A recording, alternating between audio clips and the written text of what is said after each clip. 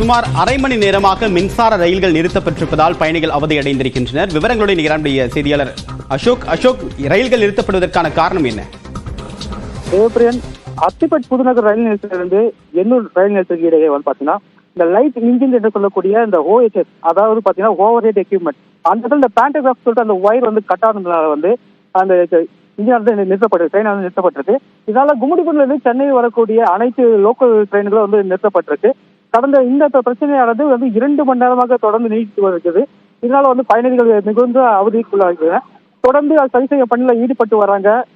கிட்டத்தட்ட இந்த சம்பவமானது 2:45 இந்த சம்பவம் நடந்திருக்கு. தற்போது வரை தொடர்ந்து சரி செய்யும் பணியில ஈடுபட்டு வராங்க. விரிவான தகவலுக்கு நன்றி அசோக்.